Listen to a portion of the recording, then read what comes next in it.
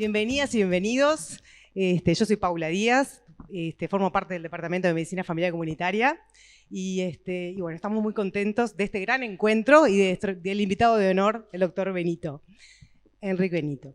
Entonces, antes que nada, los invito y las invito a darles la bienvenida a la presencia. Entonces les pido que cierren los ojos, que se sienten derechos, la columna recta, los ojos cerrados, los hombros relajados y los brazos caídos al lado del cuerpo. Y vamos a respirar bien profundo por la nariz. Inhalo lentamente y retengo. Y exhalo y siento como el aire sale también de mi cuerpo. Una vez más, inhalo bien profundo. Retengo un poco el aire en los pulmones. Y largo el aire también, lentamente. Y una respiración más, bien lenta y profunda. Inhalo.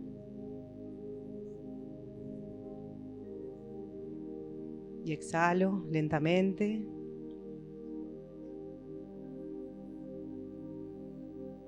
Y cuando estén preparados, preparadas, abrimos los ojos.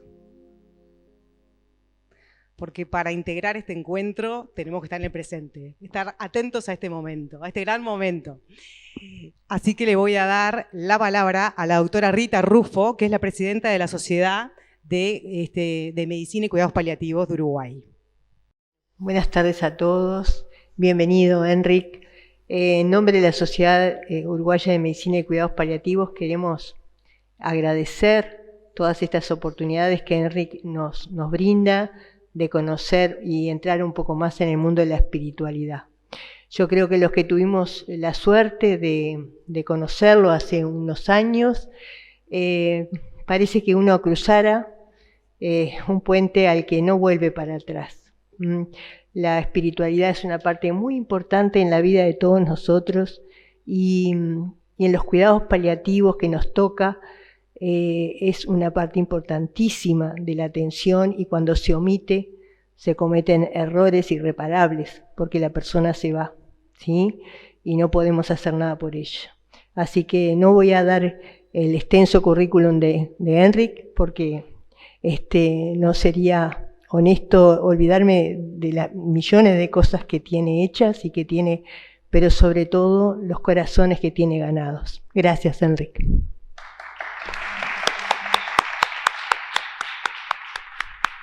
Bueno, buenas tardes a todos y a todas.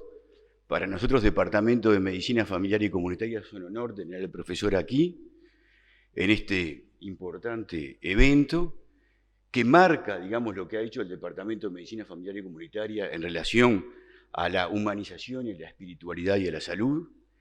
Y queremos decir que en momentos en donde precisamente en el correr del siglo XX y siglo XXI hemos asistido al derrumbe del modernismo, a la caída de los megarrelatos, tal es así que asistimos, yo diría, a un nihilismo perpetuado en donde la posverdad surge de las ruinas del modernismo. Y en ese sentido, vemos cómo el estado de bienestar que se había previsto y los resultados de la modernidad no han dado los frutos que se avisoraban. Por decir algo que es muy superlativo, en la Edad Media la diferencia entre ricos y pobres era de 2-1. En la época de Rousseau era de 5-1.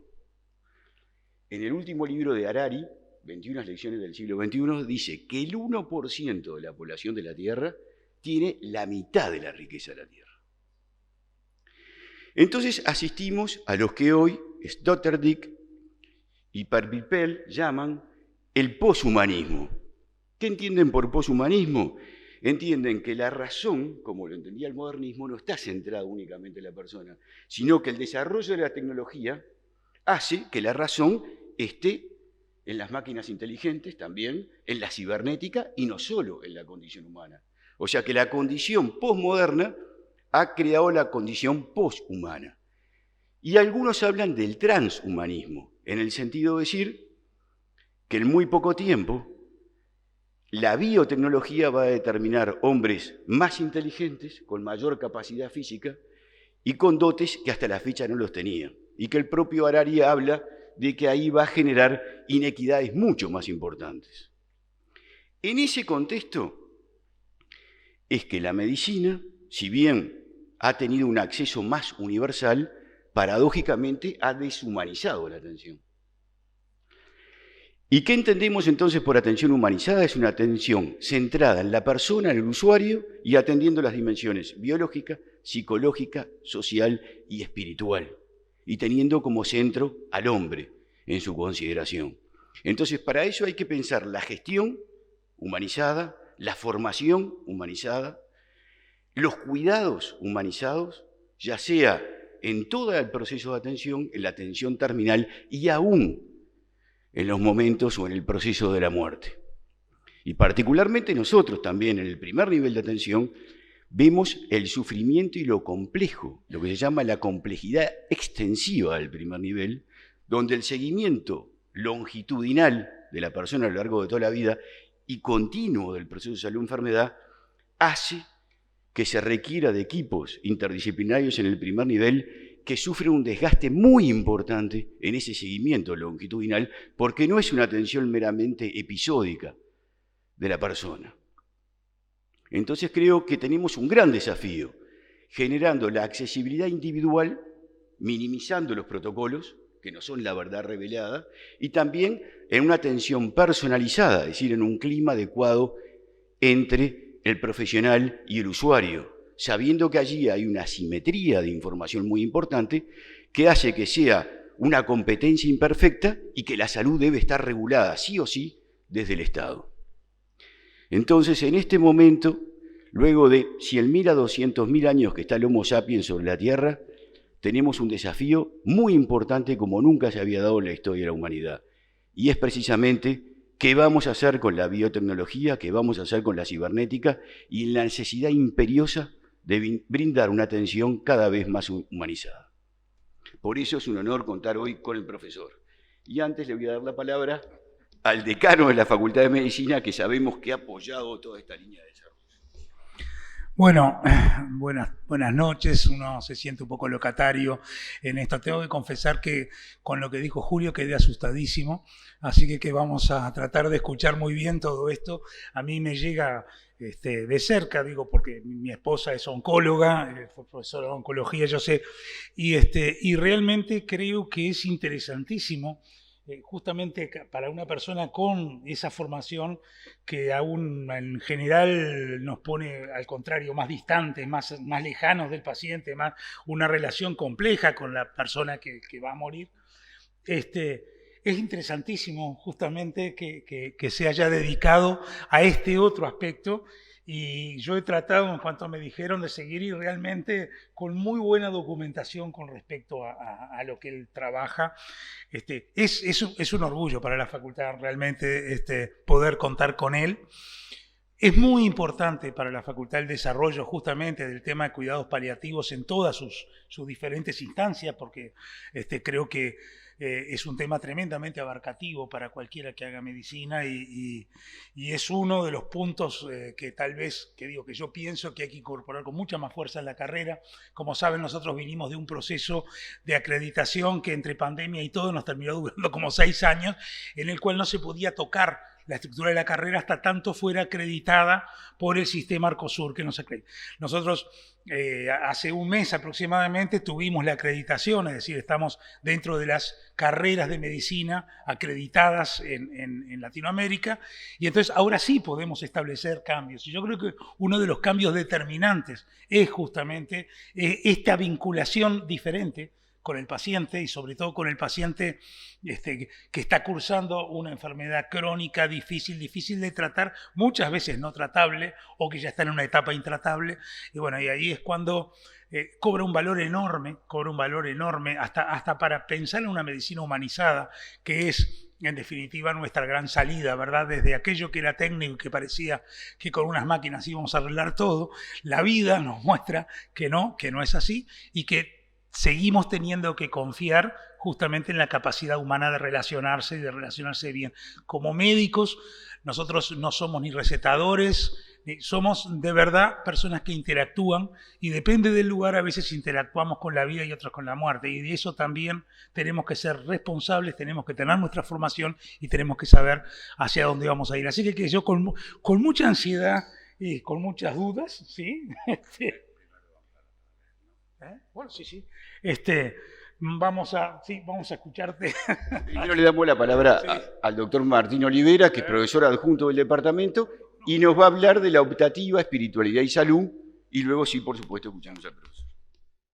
Bueno, vamos a contar un poco la experiencia que hemos tenido acá en Facultad de Medicina. Un poco como decía el profesor, yo soy grado 3 de Medicina Familiar y me desempeño en la UDA Santoral como coordinador de ella. Y bueno, desde hace unos años hemos estado incursionando en una experiencia de enseñanza-aprendizaje en la Facultad de Medicina sobre espiritualidad y también las prácticas integrativas. Yo voy a pasar algunas imágenes como para mostrar un poquito la historia y de qué se trata, ¿no? En cuanto a las definiciones de lo que es la espiritualidad, ¿no? La espiritualidad, porque acá yo creo que hay mucha gente que si nosotros preguntamos, el concepto de espiritualidad es muy diverso, ¿sí? Pero hay definiciones que desde el ambiente académico tenemos como referencia y que después el doctor Benito capaz que nos va a profundizar un poquito más, ¿no? Pero tenemos desde la OMS, tenemos también, por ejemplo, definiciones desde lo que es la medicina familiar y comunitaria. Por ejemplo, el caso de la doctora Anandaraya en la India, que ha tenido justamente un trabajo en cuanto a las definiciones, o Puchalski, ¿no? Y ese concepto de espiritualidad justamente nos habla de esa conexión, de ese sentido, ¿sí? Que lo diferencia de lo que es religioso, pero que nos da un marco para entender un poquito lo que una persona siente cuando se conecta con lo sagrado, con lo trascendental. Después vamos a profundizar con el doctor acá. Entonces, es importante que esto no solamente sea para las médicas y médicos, es para los equipos de salud. Los equipos de salud debemos brindar atención y cuidado en lo que es esa dimensión de la salud que es la espiritualidad. Entonces, eso es muy importante también a la hora de cómo pensamos los cuidados, porque no es solamente la doctora o el doctor, hay todo un equipo que rodea al cuidado de un paciente que se está muriendo o a lo largo de su vida, cuando nace su niño, su primer hijo, cuando se divorcia, cuando tiene una enfermedad grave, ¿no? Entonces, todo ese cuidado centrado en la persona, que hoy decía el profe, es lo que nosotros buscamos.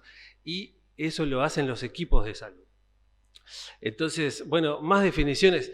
Esto de la espiritualidad es muy importante porque en el último tiempo ha habido una explosión de evidencia en cuanto a lo positivo que hace trabajo de la dimensión espiritual de la salud. No solamente a nivel mental, a nivel físico, a nivel social y sobre todo en el cuidado de nosotros mismos como cuidadores de salud. Eso es algo que nos tiene que interesar a nosotros por nosotros mismos, ¿no? Por amor a uno mismo.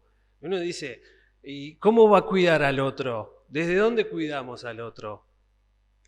Entonces, es bien importante. Y bueno, en el último tiempo ha habido una explosión de la evidencia y en varias situaciones de salud que la mayoría son un componente importante del enfermar de las personas. No estamos hablando solamente de los cuidados paliativos acá, estamos hablando de las cuestiones que hacen al vivir, ¿no? Y cómo influyen. Bueno, ahí este señor ha tenido un poco de evidencia, yo le traje un ejemplo, ¿no? Este médico internista estadounidense que ha investigado un montón. Hay un montón de evidencia.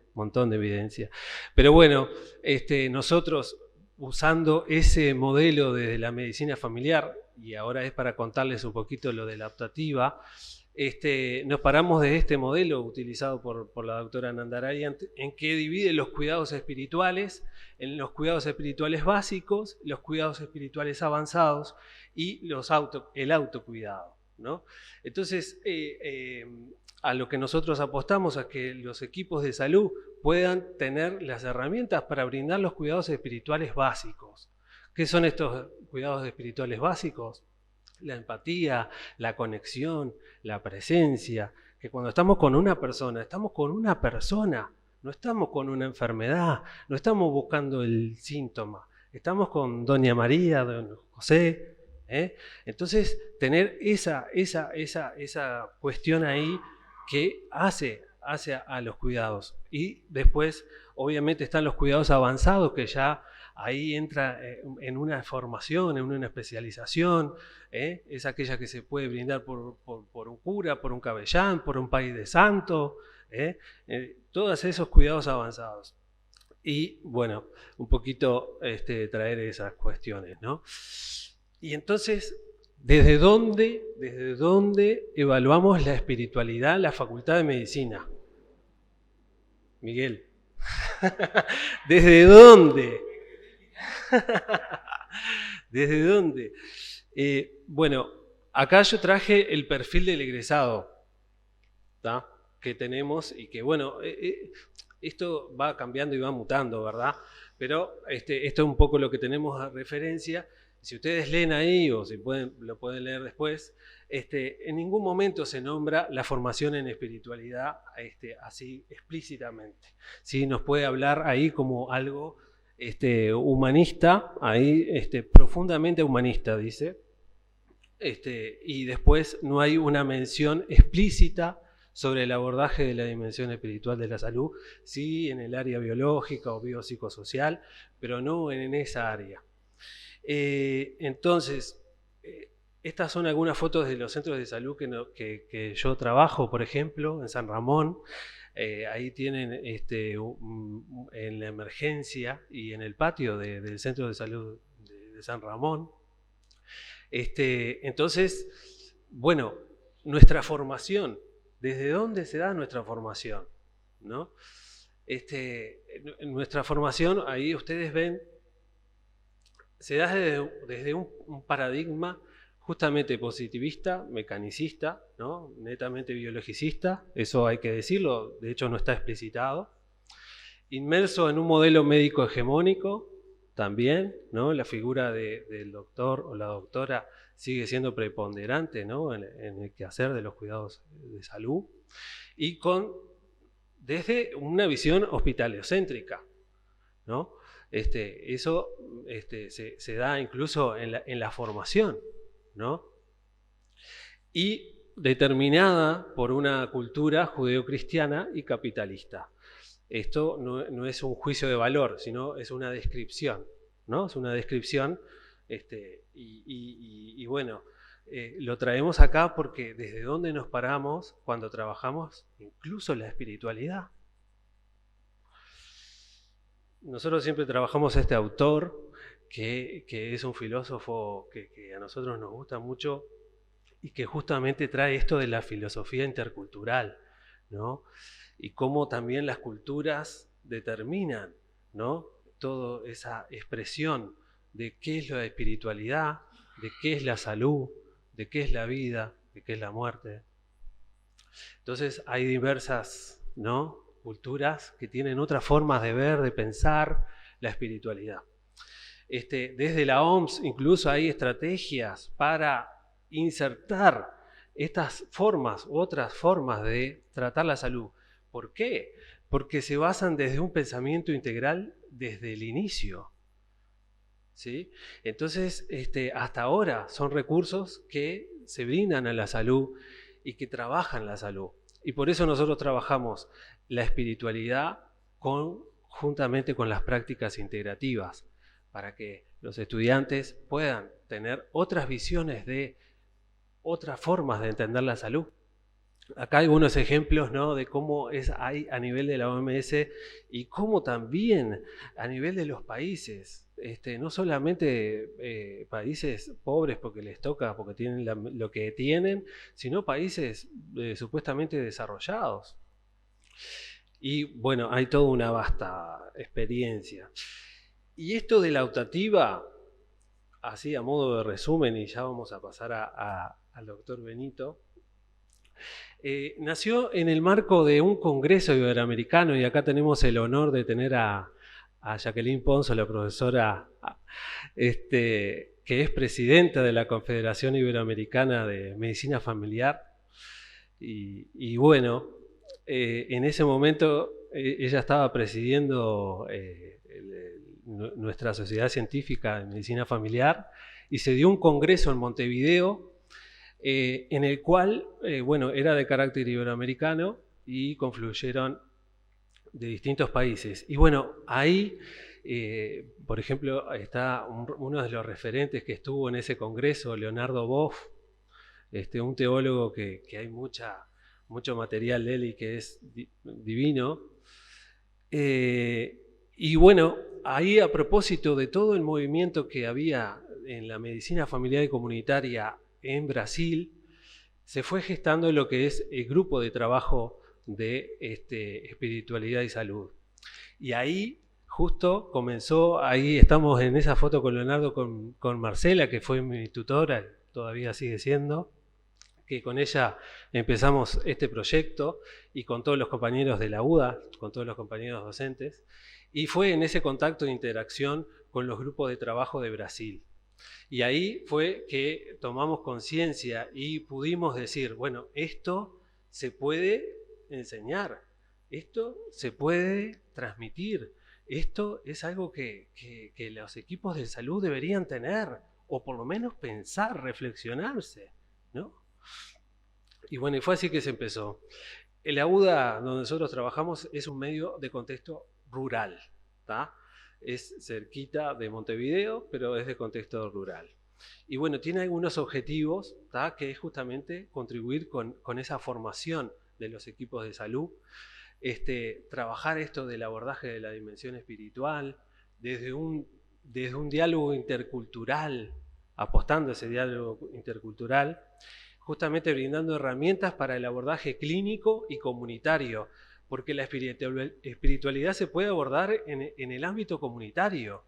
Hay habilidades y competencias que los médicos de familia debemos tener para el abordaje de la dimensión espiritual comunitaria. Lo mismo que la individual. Y también brindar esa información de esas prácticas integrativas, porque no son ni medicinas complementarias ni alternativas, son prácticas integrativas, ¿no? Brindar esa información básica, algo, porque necesitamos, porque llegan a nuestros consultorios personas que dicen, estoy tomando tal plantita, estoy tomando, o me dice tal y tal tratamiento. Entonces, ¿cómo nosotros vamos a decir, ¿no? Algo, aunque sea una referencia.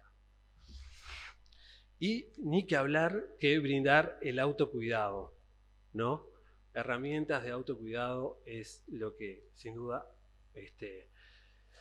bueno, ahí ustedes tienen un par de temarios, ¿no? Se habla de los abordajes, de la filosofía, se tienen algunas aproximaciones a lo que es el mindfulness, la psiconeuroendocrinología, los conocimientos y toda la mirada de lo que es el mundo afro sobre la salud, o el conocimiento y la mirada que tienen los pueblos originarios sobre la salud, porque eso también hace a la salud nuestra, ¿no? Todo lo que es plantas, en fin, incluso desde la psicología transpersonal, eso también, porque nosotros apostamos a un trabajo interdisciplinario para esto. Y bueno, y además hacen una pasantía de unas horas por el medio rural. Bueno, ahí hay algunas fotitos, y bueno, la evaluación se tiene ahí como un cuestionario, ¿no? Algunas reflexiones de los estudiantes querían transmitirles, muy cortitas, y ya terminamos. Y rapidísimo las 41. Hay otra más. Realizar más diálogo entre las creencias de cada uno de los estudiantes. No mostrar a la religión como algo estructurado, sino que obviamente si se vive sin espíritu, la vida carece de sentido. Cambió mi perspectiva de cómo ejercer la medicina y despertó mi curiosidad de cómo se puede trasladar a la práctica médica. Quiero agradecer por darnos la oportunidad de tener esta experiencia realmente edificadora, no solo en nuestra carrera, sino en nuestras propias vidas. Estas son las experiencias que crean, que abren la mente y la visión, que nos hacen ser mejores.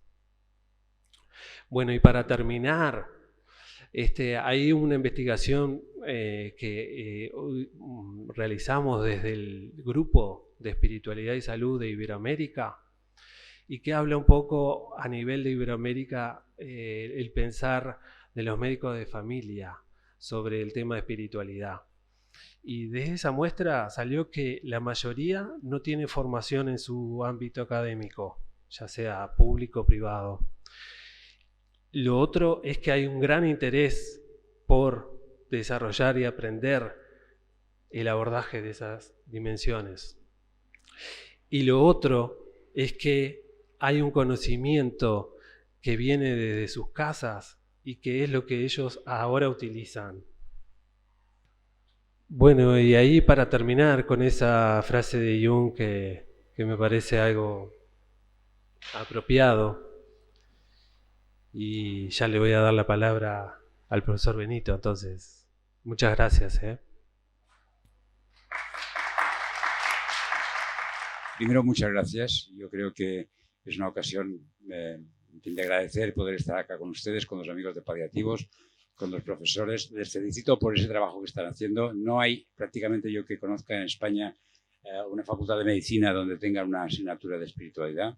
En la universidad donde yo trabajo, que es una, digamos, privada, católica, en Madrid, soy profesor emérito, ¿no? Ya estoy, teóricamente estaría jubilado a mi edad, ¿no? Pero me resisto. Entonces, en esta universidad, en la asignatura de cuidados paliativos, tenemos unos talleres de espiritualidad que damos una enfermera y yo, pero en sexto de medicina estamos dando, no es opcional, es fija y lo hacen todos. Estamos dando 12 horas al año solamente. Y es una de las que yo diría más avanzadas en este ámbito. Por tanto, quiero felicitarles, están ustedes en el buen camino, creo que están haciendo un trabajo excelente y yo les he dicho que me sorprendía que desde Medicina Familiar Comunitaria se hubieran planteado esto. Por tanto, enhorabuena, me siento entre amigos porque estuvimos juntos ya en el 2018, creo, juntos. Entonces, me planteasteis que hablara un poco de humanización de la atención en medicina y si quieres ir pasando, veremos qué pasa. Sí, ve pasando. Mira, bien, ¿qué es humanizar? Humanizar básicamente es reconocer nuestra condición humana, ¿no? Muy sencillo. Yo lo que voy a decir son obviedades, ¿eh? No os esperéis grandes cosas porque yo, en fin, lo que voy a decir hoy es muy sencillo. Es celebrar nuestra humanidad y tratarnos humanamente entre nosotros, ¿no? Yo creo que esto está... Entonces, ¿cómo somos los humanos? Somos seres frágiles, vulnerables, pero al mismo tiempo somos dignos, merecedores de cuidado y, bueno, de respeto, ¿no? Entonces, esa ambivalencia, que por una parte somos frágiles, necesitamos, pero somos dignos, ¿no? Entonces, es un poco, reconocer la humanidad va por ahí. Me ha gustado mucho la presentación de Luis porque cuando has hablado de inteligencia, inteligencia artificial, me parece que habrá un desarrollo maravilloso de la inteligencia artificial. Pero tengo una mala noticia para los de la robótica. Nunca ningún robot va a tener conciencia artificial. Y esto es lo que nos distingue. Vamos a hablar de espiritualidad, tiene que ver con humanidad en plenitud. La forma más sencilla de hablar de espiritualidad es ser profundamente humano. Y cuando eres profundamente humano, te conectas con toda tu profundidad de lo que tú eres, te sientes que formas parte de la... Entonces, es la humanidad compartida. Si hubiera que definir en dos palabras lo que sería espiritualidad, sería humanidad en plenitud y fraternidad universal. Esos son dos conceptos muy sencillos, que es lo que yo voy a hablar. Bien, estamos conectados y, al contrario de lo que se nos ha explicado, eso de Darwin se interpretó muy mal. No estamos diseñados para luchar unos contra otros, la ley de la selva y el que gana aunque la dinámica social ha llevado a esto que has dicho, que precisamente un 1% de la población tiene un 50% de la riqueza. Pero es un modelo depredador y es insostenible. El único modelo es la cooperación y estamos diseñados para cooperar. Hay que buscar entre nosotros, en nosotros, porque nuestra forma de relacionarnos es básicamente que somos felices cuando nos ayudamos. Es tan sencillo como eso, porque estamos en contacto con lo que somos. Entonces, quiero decir que nuestro modelo sanitario tiene problemas. Me lo pongo aquí porque así me parece que nos vamos a ayudar. Va por ahí eso, ¿no? ¿Un poco más? Eso es. Atender la enfermedad como un proceso orgánico es una perspectiva muy limitada y muy poco respetuosa. Y no tiene la culpa nadie de esto. Voy a hacer un intento de reflexionar sobre cómo hemos llegado hasta aquí. ¿Cómo hemos llegado hasta aquí? Nos estamos convirtiendo en magos tecnológicos, en expertos y gigantes bioquímicos, pero permanecemos como adolescentes éticos y enanos en sabiduría. Hemos hipertrofiado, hay un desequilibrio entre lo objetivo y lo subjetivo. Vamos a ver un poco por qué, ¿no? Entonces, este modelo de dualismo, hemos llegado a poder saber cosas insólitas. En la Facultad de Medicina yo aprendí la gamma-glutamil transpeptidasa, el asa de Hendle y la silla turca. Nunca me han servido para nada estas cosas, pero sí, tenemos una precisión enorme de cosas muy microscópicas, el genoma, el DNA, no sé qué. Pero como médico, cuando salí, no sabía nada de la incertidumbre, ni del miedo, ni de la tristeza, ni de la rabia, ni del enfado. Y el enfermo se mueve por su mundo interior. No se mueve. Al enfermo le importa una breva, la hemoglobina, el potasio y la creatinina. Y nosotros nos movemos por un mundo, digamos, material, entonces ahí no coincidimos. Pero entonces tenemos que retomar esa completitud. La persona tiene esa dimensión profunda que hemos hablado de espiritualidad, es un poco lo que voy a contar ahora. Entonces, la medicina humanista es una oportunidad de volver a hacer ese cambio de paradigma. O sea, no estoy en contra para nada del desarrollo tecnológico, que hemos llegado a un grado de sofisticación, sino que ahora, lo que hablábamos antes, que tiene que haber un cambio de paradigma para integrar la conciencia en la ciencia. Fíjense qué curioso. La palabra ciencia y la palabra conciencia en castellano. La ciencia no contiene conciencia. ¿No? No se puede hacer sin conciencia, pero no puede explorar la conciencia.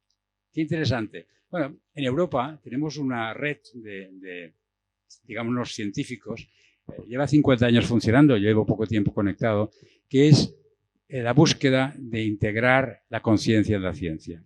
Estamos buscando un paradigma científico postmaterialista que integre la conciencia en la ciencia, porque esa es la única manera. Porque vais a ver un poco ahora los errores en que se basa todo el problema, de dónde viene el problema, y es un intento muy, muy sencillo por mi parte de hacer una reflexión sobre esto. Entonces, decía que los cuidados paliativos, evidentemente, los que tenemos la suerte de no curar a nadie, y somos conscientes de ello, porque luego también la doctora, que es a Dios, me dijo, nosotros los de medicina de familia tampoco curamos a nadie. Me pareció muy sabio, porque el médico que se quiere con la regla a él no se ha dado cuenta de que no va así. Pero nosotros, los psiquiatras, la gente de salud mental y la gente de paliativos, somos los que estamos en la frontera de la ciencia, estamos fuera de lo que es el mainstream del éxito terapéutico. Y entonces, claro, hemos tenido que cuidar precisamente lo intangible, lo sutil, el sufrimiento, la espiritualidad. Y ahí surge nuestra investigación, es gracias a que no curamos a nadie. O sea, fíjense qué suerte que tenemos, ¿no? Entonces, nuestra ignorancia, pasa un poco deprisa, ¿puedes retirarla un poco? Sí. Aquí, gracias. Nuestra ignorancia sobre, es decir, el modo mental, la epistemología, la forma de conocer la realidad que empleamos en el método científico, parte de unas bases, de unos fundamentos que no son científicos. O sea, la ciencia no es científica en sus propios fundamentos. Voy a explicar el porqué. Es decir, hay un conocimiento experiencial y un conocimiento mental, cognitivo. Muy sencillo. Yo puedo saber la fórmula del agua, puedo saber el punto de ebullición del agua, puedo hacer una descripción maravillosa del agua, pero ninguna de estas experiencias o la palabra agua no quita la sed. La experiencia de beber un vaso de agua no tiene nada que ver con toda la cognición que pueda elaborar sobre el agua, o la de tomar un baño.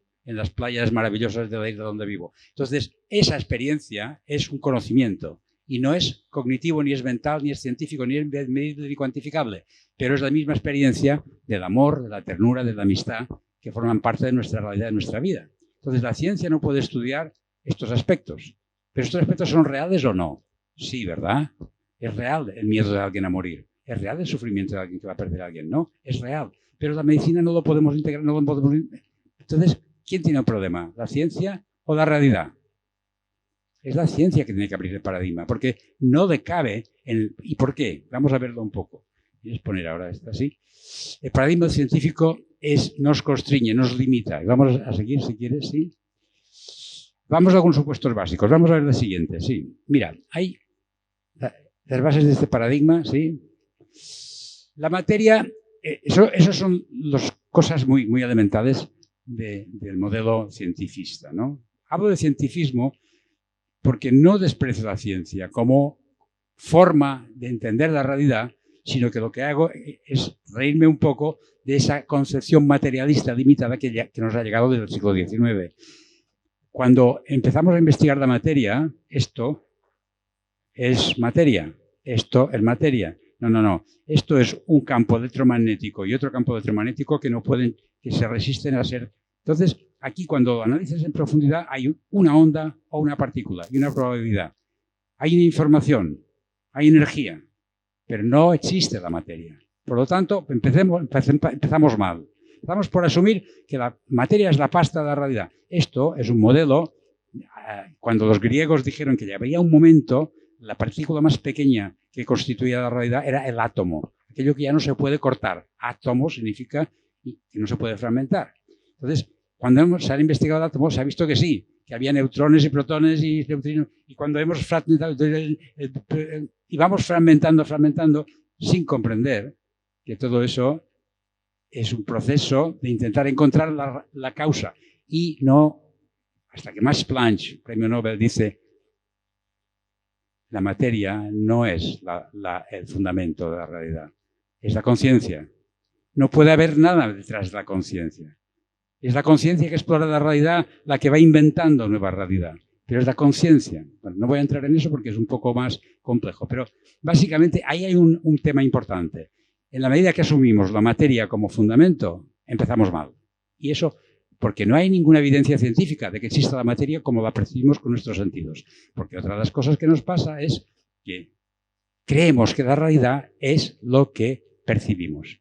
Y tenemos una percepción tan limitada de la realidad que no percibimos los infrarrojos ni los ultravioleta. Y existen. Ni muchas cosas que sabemos que existen y no las percibimos. Por lo tanto, no entran en nuestra concepción. Entonces, ¿entendéis? Estamos medio ciegos y hemos creído que esto era todo lo que había. Entonces, vamos a seguir un poco. A través de la razón, otra de las asunciones de la ciencia. A través de la razón podemos llegar a conocer y explicar la realidad. De esta manera, es decir, la investigación, el experimento nos va a dar información. Quiero decir que los científicos en el siglo XVIII y XIX eran profundamente religiosos. Newton, todos. Pero llega un momento en que empezamos a decir, no necesitamos a nadie para explicar. Nuestra razón ya es perfecta. Entonces, desde aquí, ni ninguna energía, ningún Dios, ningún espíritu nos tiene que explicar nada porque nosotros somos absolutamente... Bueno, esta es otra de las fantasías del método científico. Porque lo que es medible, objetivable, cuantificable, la hipótesis tiene que ser verificable, tiene que ser reproducible y tiene que ser falsable. Bien, pero ¿me queréis demostrar lo que os quiso vuestra madre cuando nacisteis? Por el método científico, ¿verdad que no podéis? Pero estáis aquí porque os quisieron cuando nacisteis, porque si no, no habría nadie aquí. O sea, la ciencia tiene un problema para comprender la realidad, y es por eso, porque ese método es insuficiente y limitado. Vamos a seguir. Vale. El empírico, sí, vamos a seguir. Bueno, entonces, otra de las fantasías del modo científico. La conciencia es un producto del cerebro.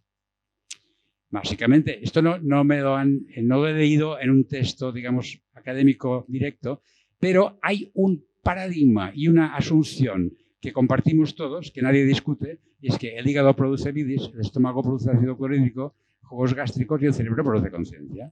La misma categoría. A ver, ¿cómo se explica eso? No hay ninguna explicación científica de cómo se produce la conciencia. Bueno, cuando empiezas a torturar a los científicos, dicen, es que entra en la complejidad de las conexiones neuronales, llega un momento que producen un subproducto que es de diferente... Bueno, eso es más o menos creer igual que creer en Papá Noel, tiene la misma consistencia. Es decir, no es cierto, no se puede. Y es igual que creer que si pones un número suficiente de cartas de póker encima de una mesa, aprenderán a jugar por ellas mismas. O sea, ¿cómo crees que el cerebro? El cerebro es grasa, proteínas, agua, electrolitos, ¿no? ¿Y eso produce conciencia? Bueno, vamos a ver. El cerebro puede, una interpretación, evidentemente hay una correlación muy interesante entre la conciencia del cerebro, porque es el que permite la expresión de la conciencia. Si yo tengo un ictus y me quedo ahora mismo en coma, no voy a poder seguir dando la clase o la conferencia. El cerebro es fundamental, pero no es la sede de la conciencia. Es como si yo creyera que cuando suena el móvil y me llama mi esposa está dentro del móvil. No.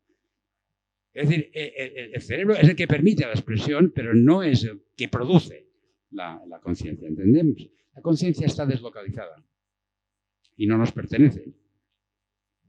Nos sostiene, pero no somos nosotros que producimos esta conciencia. Cuando eres un poco consciente, te das cuenta, cuando estás conectado con esa conciencia, que tú no controlas nada, aunque tienes la fantasía de que controlas algo. Entonces, vamos a ver. Y finalmente, claro, si el cerebro produce conciencia, cuando el cerebro se para, se acaba la historia. O sea, aquí la muerte es el final de todo. Y fijaros cómo empleamos el lenguaje y de qué manera nos condiciona. Yo estoy bastante en contra de esta... Bueno, cuando os escuchaba hablar, escuchaba vuestros sesgos, ¿no? Por ejemplo, tengo algunas noticias que daros. La espiritualidad no es una dimensión. No existe la dimensión física, emocional, social y espiritual. La espiritualidad es nuestra naturaleza esencial, lo que nos conforma. No somos seres humanos con una dimensión espiritual, somos seres espirituales encarnados en un cuerpo que tenemos una dimensión social, física y emocional. Pero eso no es una dimensión, es el cogollo, el núcleo de la esencia de lo que somos. Seamos conscientes o no de ello.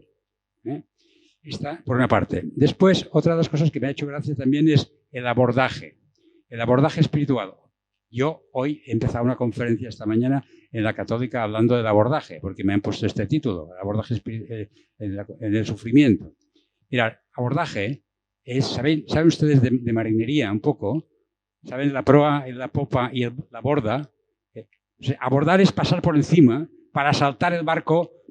Los piratas, los bucaneros asaltaban los barcos para abordar. Pero es que en medicina tenemos un lenguaje militar. Las defensas, la lucha contra el cáncer, las resistencias, el armamento terapéutico y el abordaje. Abordamos. Bueno, abordar es invadir el barco del otro para destrozarlo. No se puede hacer abordaje espiritual. Se debe hacer acompañamiento espiritual, pero no abordar. Si somos científicos y somos conscientes de lo que estamos diciendo. Bueno, y claro, nuestro mundo interior no es real, no es científico, entonces no podemos explorarlo, ¿no? Bien, entonces, bueno, voy a seguir un poco, creo que voy demasiado lento. Claro, la conciencia que nos alumbra, que nos permite... O sea, no voy a entrar en definir espiritualidad porque ya lo hemos hecho un poco antes. Vamos a ir un poco rápido, si quieres, salta de todo eso. Bien, yo creo que en esto estamos de acuerdo, que somos tesoros en vasijas de barro. O sea, tenemos un anhelo de plenitud y hay algo en nosotros que busca esa plenitud. La sed conoce el agua. Y nosotros tenemos sed ¿de qué? De crecer, de tener la mejor versión de nosotros. Ese es el anhelo. El anhelo humano hace que muchas veces nos planteamos esa búsqueda satisfaciendo estas necesidades, ese anhelo, a través de conseguir prestigio, poder, dinero, posesión, lo que sea. Y vamos encontrando que esto es insuficiente. Y no era eso. Y sigues buscando hasta que algún día, por alguna razón, te das cuenta de que la salida es hacia adentro, no es hacia afuera. Y cuando das la vuelta y empiezas a buscar, descubres que esto ya está aquí. Y eso es la búsqueda espiritual. Estamos diseñados para explorar eso. Pasa que muchos nos pasamos mucho tiempo, primero acumulando títulos o acumulando cosas, ¿no? Como han hecho todos estos que tienen el 1% que tienen. Todos hemos hecho un poco esto al principio de nuestra vida. Porque, como decía Carl Jung, lo que has citado al final, pues la trayectoria de la vida de un ser humano es como un tiro de una bala de cañón. O sea, se lanza y empieza y crece, llega un momento que está en el cenit y luego decae y baja, ¿no? Y esta subida es la construcción de tu personaje. Tú tienes que ser médico para ganarte la vida, quieres tener una familia. Cuando has llegado a eso, ya te ha pasado media vida. Y entonces descubres que y esa segunda parte es la más interesante. Porque es cuando empiezas a plantearte qué hago aquí, qué sentido tiene, qué hay después, qué pasará. Y es cuando te planteas las cuestiones radicales, ¿no?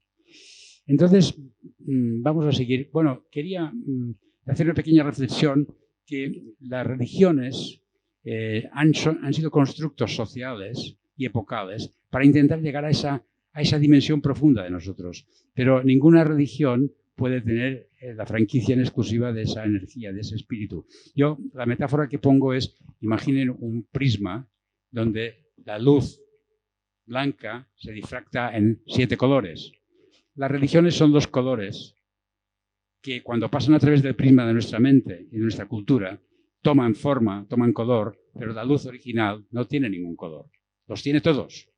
Eso sería el espíritu o la energía cósmica o lo que le quieras llamar, porque no tiene nombre. Si llamarle Dios os parece extraño, yo sé que en Uruguay no sois muy religiosos, pues me parece fantástico, porque decía un amigo, el agnosticismo o el ateísmo es la respuesta inteligente a una religión mal planteada. Pero el hambre de espíritu que tienes cada uno de nosotros dentro de sí, puede que a ti la religión te resuelva eso, aleluya. Pero si no, no necesitas ninguna religión para eso. Lo que pasa que también yo diría que, bueno, vamos a seguir. La ciencia no puede explorar, ya lo he dicho, pero la búsqueda espiritual está guiada por ese anhelo. O sea, nosotros ya somos esto. Todas las metáforas y los cuentos que hay por ahí, fíjense, la parábola del samaritano, por ejemplo, que es alguien que sale de su casa para explorar la vida y se va y de repente se encuentra que cuando ha agotado y explorado todo, se encuentra comiendo con 2 cerdos y dice, voy a volver a casa. Esa es la metáfora del viaje interior hacia tu propia profundidad de ti mismo. Volver y encontrarte que ahí estaba lo que estabas buscando. Hay un padre amoroso, es una figura, ¿no? O sea, todos los cuentos, todas las tradiciones hablan de esto, ¿no? O sea, hay un autor que tiene un libro precioso que se llama El héroe. Ya me acordaré. Es decir, dice que todos los relatos son el mismo. Es la historia de la búsqueda de tu propia esencia. A través de la conquista tienes que enfrentarte con los diablos, luchar contra los demonios. O sea, todos los relatos, las historias de todos los héroes, el camino del héroe. No. ¿Sí es el camino del héroe? ¿Y cómo se llama el autor? Bueno, nos gustará buscarlo después. Anyway, quiere decir que ese anhelo es lo que nos hace profundamente humanos y es de donde nos podemos encontrar. Entonces, voy a hablar un momento algo muy sencillo. Cicely Saunders, que sabéis que es un poco la fundadora de los cuidados paliativos, un día dio una conferencia en la abadía de Westminster, invitada por un grupo de sacerdotes que estaban haciendo ejercicios espirituales para, en el contexto de los ejercicios espirituales, que ella diera una conferencia sobre la fe. Y entonces, fijaros, una médico que va a hablar de fe a oscuras, ¿no? Era una señora que en fin. Entonces, cuando acabó la conferencia, dijo a un ayudante suyo, a David Clark, un compañero que era un sociólogo, dijo, ¿tú crees que esta conferencia se puede publicar? Y él dijo, ¿cómo esta conferencia? Hay muchas más que tienes que nadie conoce, que si me dejas... Entonces dijo, bueno, y David Clark le organizó las conferencias suyas, hizo un pequeño libro, y cuando hubo terminado el libro dijo, ¿qué le ponemos de nombre a este libro? ¿Qué título le ponemos? Y ella dijo, una persona muy creyente, velad conmigo. Porque estas palabras de Jesús en el huerto de Getsemaní son una inspiración que toda la vida he tenido para saber cómo acompañar a alguien que está en este momento. No me dejéis solo, estad conmigo. Entonces, este libro, que tuve la suerte de traducirlo al castellano y está en PDF y a vuestra disposición en la página de la SECPAL, recoge un poco los fundamentos espirituales de los cuidados paliativos. Porque desde siempre los cuidados paliativos no han sido el control de síntomas, la rotación de opioides, eso es el ABC. fundamental, porque si tienes dolor no puedes empezar a abordar otros temas. Pero eso no es la columna vertebral de los paliativos, que es precisamente el acompañar el sufrimiento y ayudar a trascenderlo, ¿no? Entonces Iseli Saunders va diciendo eso, de que cada uno, ella concibió ese concepto, que por primera vez en una revista de medicina habló de dolor total. La primera vez que se habla de sufrimiento de una forma metafórica, y que es como decir, nosotros estamos aquí para esto que se llama sufrimiento, porque entonces todavía se identificaba con dolor. Y bueno, después sabéis que los cuerpos duelen, las personas sufren, eso es otra cosa, ¿no? Vamos a ver hacer algunas observaciones. Bueno, bien, vamos a seguir, eso lo sabemos. Bueno, quiero decir que es absolutamente necesario abordar la dimensión trascendente de nuestro proceso. Entonces ha pasado una cosa muy interesante estos años pasados. Gracias a la pandemia, de repente, nos hemos dado cuenta de que se nos ha caído el modelo, pero además a la revista Lancet, que es la revista más prestigiosa en Europa de medicina, encargó a un grupo experto que hicieran un documento de consenso, de estudio, sobre el proceso de morir, sobre la muerte. ¿Cómo se aborda eso? Porque ahora mismo la pandemia nos ha puesto delante de que no estamos muy preparados para esto. Entonces, el informe Lancet, que está publicado en enero de este año, puedes poner la siguiente, dice básicamente, lo más importante es el título, fíjense, el valor de la muerte. Y eso es lo que voy a hacer un poco de hincapié en las siguientes slides. Miren, dice el informe, los avances tecnológicos y médicos, lo que hemos dicho antes, han hecho la fantasía de creer que la muerte es una enfermedad y que se puede tratar. Eso es absurdo, ¿no? Entonces, la muerte y el morir, dice el informe, deben ser reconocidos no solo como normales, sino como valiosos. Luego lo voy a explicar un poco más. Es decir, la muerte es un proceso relacional y espiritual, no es un proceso biológico. También tiene una dimensión biológica. Pero si tú no entiendes la muerte como un proceso de cierre de la biografía y que merece ser acompañada y cuidada como acompañamos y cuidamos a los que vienen a este mundo, con ternura, con profesionalidad, con calidez, y además es una fiesta, pues hay que hacer lo mismo en este momento y para eso hace falta reconocerlo no como un proceso biológico, porque biológicamente es bastante repugnante la muerte.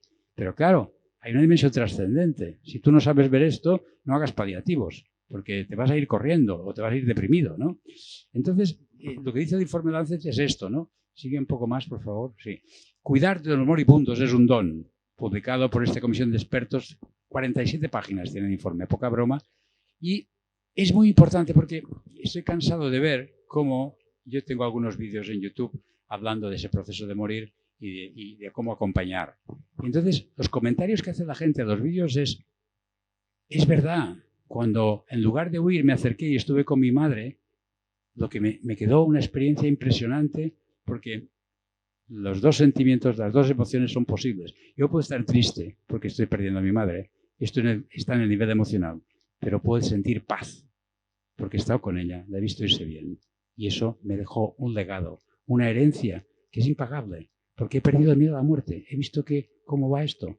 Entonces, lo que dice el informe Lancet es, por favor, acérquense y aprendan, porque la sociedad que tapa eso, lo oculta o lo margina, se está perdiendo la riqueza y el aprendizaje que tenemos para saber qué, cómo vivir bien, tener una vida plena. Y eso surge precisamente de la experiencia de conectar con ese momento y ver lo que se da ahí. Entonces, podemos ver un poco. Este es un poco el resumen también de... ¿sí? Sigue. Bueno, entonces, en resumen, la espiritualidad yo diría que es un universal humano, no es algo opcional. Esta mañana alguien, un sociólogo en la Católica, me dijo que en Uruguay hay un tanto por ciento de creyentes, tanto por ciento de personas que van a mí, son religiosos y tal. Y yo dije, sí, pero tengo una mejor noticia, es el 100% de los uruguayos son espirituales. Sean o no conscientes ellos de esto, eso no importa.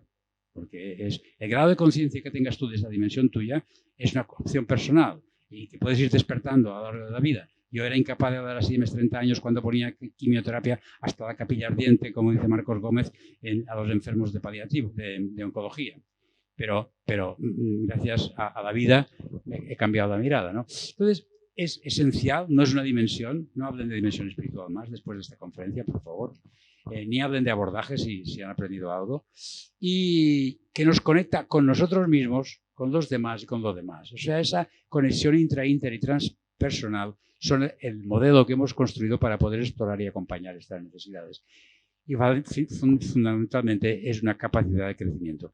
Hay dos sobre, esta es la definición de espiritualidad que hicimos el grupo de espiritualidad SECPAL. Nosotros en el año 2004 nos sentamos a hablar de qué es esto, cómo se come esto, porque hay una definición de espiritualidad, de paliativos muy bonita que habla de sufrimiento y de espiritualidad, pero no sabíamos lo que era.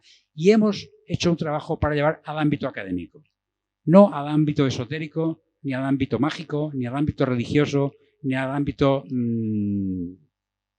de las medicinas complementarias tampoco, sino al ámbito académico, porque eso se puede llevar y eso es lo que hemos construido. Esa es una definición que hicimos en el 2008. Quiero enseñarles ahora una imagen que vuelve a reforzar, porque todos hemos pensado que la espiritualidad, la idea que tenemos en el ámbito académico es, ¿quién ha hablado de esto? Pues primero que recordamos un poco recientemente, Abraham Maslow, que habla de la pirámide de necesidades y habla de las necesidades básicas, de necesidades, y al final está en el vértice de la pirámide las necesidades de autorrealización y espirituales. Claro, el hecho de que esté en la punta de la pirámide parece como que ahí llega solamente San Juan de la Cruz, Santa Teresa de Jesús, el Dalai Lama y el Papa Francisco el día que está bien. Entonces, yo creo que eso es un error. Entonces, los amigos holandeses que han trabajado en el ámbito del grupo de espiritualidad en Holanda mismo, que es un país muy laico también, han construido un modelo de acompañamiento, un documento de consenso nacional para que todos los profesionales sanitarios, no solo médicos, enfermeras, psicólogos, tengan una guía de acompañamiento espiritual. De esta guía, la traducimos al castellano y está colgada en la página web de la APC, de la Sociedad Europea de Cuidados Paliativos, en que hay un task force, es un grupo de trabajo donde participamos también los españoles. Entonces, esta imagen que viene a continuación era el ejemplo gráfico de que ellos ponen lo espiritual en el centro y en el core, en la esencia de lo que somos. Después tenemos dimensiones, social, física, emocional, etc. Entonces, es un poco para que os quede esta imagen de qué estamos hablando, de la esencia de lo que somos, del núcleo, ¿no? Y bueno, ya para presumir un poco también, con la siguiente, este es un encuentro que hicimos en Ginebra, un grupo de expertos mundial, porque hay gente desde Nueva Zelanda, de Israel, de Palestina, de Canadá, Estados Unidos, en fin, de todo el mundo. Y esta persona, Cristina Puchalski, que tú has citado antes, está por aquí, me parece. Estamos todos un poco más jóvenes. Yo creo que estoy por aquí. Bueno, pues este es el panel que construimos, esa definición del año 2013, que está publicada en el Journal of Pain and Symptom Management, que creo que es la siguiente, es esta, ¿no? Que habla de búsqueda de sentido, etc. Pero todas las definiciones son aproximaciones conceptuales a la experiencia. Lo importante es entender que eso es, como decía el poeta, o sea, tú no puedes poner palabras a esto, ¿no? Porque entre el pecho y la garganta algo muere por el camino. Entonces tú no puedes acabar de definirlo porque es inefable, pero sabemos de qué estamos hablando y tenemos necesidad porque académicamente se nos exige, se plantea la necesidad de tener una construcción que lo podemos entender. Me quedan un par de cosas para decir, pero yo había pensado hablar de compasión, pero me parece que no hace falta porque ustedes ya se lo saben. Y voy a acabar con un comentario de un libro que tiene 50 años, que me lo compré, va a cumplir el año que viene 50 años, el libro que yo tengo en casa. Me lo compré cuando acabé la carrera de medicina, que hace más de 50 que soy médico, porque estaba enamorado de este libro, es el Harrison, de medicina interna. Y en el Harrison, las primeras páginas que no lee nadie, porque las pasamos rápido, porque nos vamos directamente a la chicha de lo que es pues el Harrison dice algo como, sigue un par, sigue. Eso, ahí. Fíjense lo que dicen.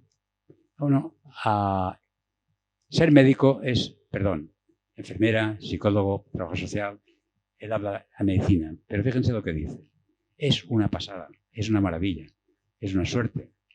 Ahora, el médico tiene que saber más que medicina, tiene que saber de la vida. Y entonces, si pones la siguiente y la desarrollas, el médico adquiere la madurez como médico cuando adquiere su madurez como persona. cuando es capaz de gestionar sus propias emociones. El autoconocimiento es fundamental para poder trabajar en este entorno. Entonces, me parece que, bueno, voy a decir una cosa más.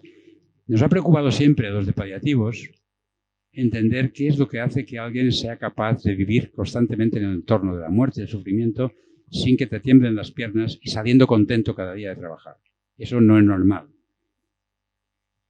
Pero no todo el mundo llega a esto.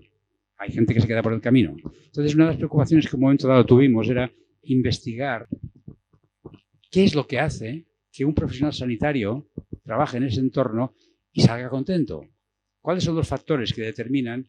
Porque Michael Kearney, que es un profesional de paliativos, está en Santa Bárbara, en California, él, tiene una hipótesis y es de que el grado de autoconciencia que una persona tiene, estar conectado consigo mismo, esto que hemos hecho antes de la presencia, cuando alguien está muy conectado consigo mismo, es capaz de conectar con el otro, conectar con su sufrimiento, regular bien y poner distancia, o sea, poner límites, saber gestionar las emociones, ayudar y acompañar sin quedarse atrapado en eso.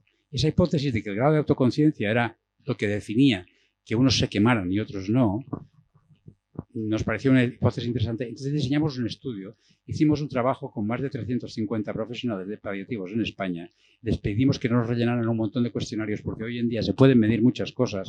Por ejemplo, el 5-Facet Mindfulness Questionnaire, o sea, las 5 factores que determinan el grado de mindfulness que tiene una persona. Los cuestionarios de fatiga por compasión, desgaste por empatía, autocuidado, de tanatofobia, de miedo a la muerte. O sea, una serie de cuestionarios que les llevaban como 30 minutos contestar. Entonces, le dimos máquina y finalmente la conclusión fue una evidencia enorme de que el grado de autoconciencia es definitivamente el mayor marcador de tu satisfacción profesional, de la prevención del riesgo de burnout, de no quemarte y de madurar y crecer. Porque cuando tienes herramientas, puedes moverte en este entorno disfrutando y además ayudando y aprendiendo y creciendo como ser humano. Yo, de las prácticas espirituales que conozco más potentes, es el acompañamiento en clínica. Cuando tú haces de médico, de enfermera, de psicólogo y aprendes lo que no está escrito en los libros, que no está en los libros de medicina, pero está en la cama de los enfermos, yo digo muchas veces que los enfermos han sido mis maestros. Y eso no se paga con dinero. Pero entonces también hay que decir que hay que estar preparado para hacer eso, porque te puedes quedar por el camino. Y ese es el trabajo que estamos haciendo ahora desde el Grupo de Espiritualidad de la SECPAL y del Foro Iberoamericano de Espiritualidad, que hemos construido un conocimiento, una formación para poder enseñar cómo se hace esto. Pero dentro del ámbito académico, como un curso experto universitario de Francisco de Vitoria, con 25 créditos europeos, con 1 año de duración y poca broma, con mucho trabajo. Pero cambia la mirada. Y además, en este grupo de alumnos hemos hecho algo interesante y era medir cómo venían cuando empezaba el curso y cómo están cuando acaba el curso. 5 cuestionarios, de ellos 4 con una significación extraordinaria de un cambio de modelo de autoconocimiento, de autocuidado, de prevención de menos burnout, menos fatiga por compasión, todo eso después de 1 año de trabajo con estudiantes en un modelo, digamos, muy piloto todavía, todo online, por cierto, y todo con Latinoamérica, y hay algunos españoles, algunos portugueses, pero muchos argentinos, uruguayos, hay algunos de aquí de Maciel que están formándose con nosotros en este experto, y bueno, y esto era un momento de publicidad para anunciar eso también, porque también, pero nada más, yo ahora creo que me he alargado un poco, y si tenéis algún comentario, pues estaré muy contento de compartir. Pues. Más que nada agradecer la presencia del profesor, la verdad que siempre que lo encontramos o lo vemos, lo escuchamos, aprendemos, ¿no? Muy interesante esto del abordaje, que la verdad tiene razón, capaz que nosotros tenemos como ese lenguaje todavía que tenemos que desestructurarnos, ¿no? De los equipos de salud, de la guerra, del ataque, sin duda. Es algo que es interesante y además esto de encarnar la espiritualidad de base ante todo, ¿no? Acá en Uruguay la realidad académica, ¿no? Es que hay un temor terrible. Uno dice espiritualidad en la salud y es como es impresionante, y allá Ana, una de las profesoras que... No habléis de espiritualidad, hablad de sufrimiento, pero sed espirituales. No tienes que convencer a nadie, ni hacer apología de nada, ni defender nada. O sea, tú tienes que tener tu práctica de oración contemplativa, de meditación, porque de esto no he hablado. Porque ¿cómo se consigue este grado de madurez y de autoconciencia? Con práctica.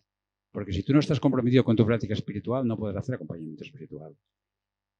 Pero no necesitas venderlo esto como si fuera una religión que tienes que crear adeptos. No, o sea, tú trabajas con el sufrimiento y cuando estás bien, el enfermo va bien y las cosas cambian, tus compañeros te preguntarán ¿y cómo lo haces? Y dices, ¿quieres que te lo cuente? Pues ven. Pero no necesitas hablar de espiritualidad, porque es que he hecho un curso de espiritualidad y voy a hablar de espiritualidad, ya está Porque claro, están escuchando lo que tienen en su mente, no lo que estás compartiendo tú. Y en su mente lo que tienen es un montón de basura que están creyendo que les quieres engañar o vender o seducir, porque tienen memoria traumática de alguna cosa que les ha pasado. No hables de espiritualidad. Aquí habéis hablado vosotros, yo hablaba de humanización, pero me he metido porque he visto que lo hablabais. Pero siendo pragmático, y eso lo decía San Pablo, y yo no voy a misa, quiero decir que no os creáis que por eso que cito pero decía San Pablo, hay que ser astutos como serpientes y dóciles como palomas. O sea, tú tienes que ser mano de hierro en guante de seda. ¿Sabes qué quiero decir? Consistente, pero amable. Pero al mismo tiempo no tienes que convencer. No hables de espiritualidad, porque es verdad, pero no vas a cambiar su mente, porque ellos van a poner resistencia enseguida. Entonces cambia el discurso y date cuenta de qué es lo que funciona. Y es que tú estés bien conectado, ayudas a los enfermos y los demás digan, ¿y cómo has conseguido eso? Sí, yo pienso tal cual como usted lo dice. Lo que me refería es que muchas veces para que eso se concrete en el lugar donde nosotros estudiamos, tenemos que hablar de ciertas cosas porque no estamos vamos a decir, en un lugar académicamente hablando en el cual eso sea una prioridad en la formación. De hecho, nunca lo fue. Entonces, es una forma también de pararnos y decir, acá hay una evidencia que respalda esto, hay una forma de humanizar la medicina, y valga la redundancia, ¿cómo vamos a decir humanizar la medicina? Parece una cosa como de locos, ¿no? Y lo hemos tratado de parar de una forma, vamos a decir, para que haya ese espacio, porque no lo hay. No lo hay. Depende del entorno. Evidentemente, en algún momento nosotros estamos hablando de espiritualidad y tenemos un grupo de trabajo de espiritualidad y tenemos una monografía de espiritualidad. O sea, pero si tú me dices que en el entorno clínico la gente pone cara rara, pues no hablemos de espiritualidad. Allí donde tú veas que no conviene, seamos más astutos. Pero evidentemente tiene que haber una optativa de espiritualidad y ojalá fuera una troncal de espiritualidad algún día, ¿no? Sí. El profe. Quiero decir que de todos modos hemos avanzado bastante, porque hemos largado con la optativa y hoy precisamente el Consejo de la Facultad está reconociendo como de interés institucional todo este desarrollo, ¿no? Y bueno, para decir una frase que alguien dijo alguna vez y que en alguna medida resume o con sustancia la esencia de la espiritualidad es: no somos seres humanos viviendo una experiencia espiritual, somos seres espirituales viviendo una experiencia humana.